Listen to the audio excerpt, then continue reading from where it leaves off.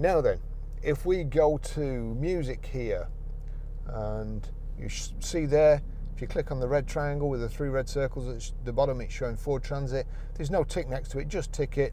We'll go back there, and then if we go to audio,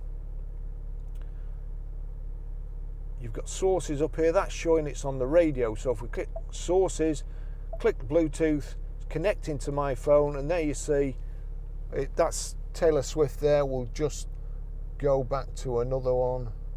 So now then, if I turn this up, and then, in fact, no, what I'll do, I'll turn it up here, but that's showing you all the information. If it's from an album, you've got a photograph, and it's giving you all the information there. And then if I turn it up, so that's Taylor Swift, that's how that plays.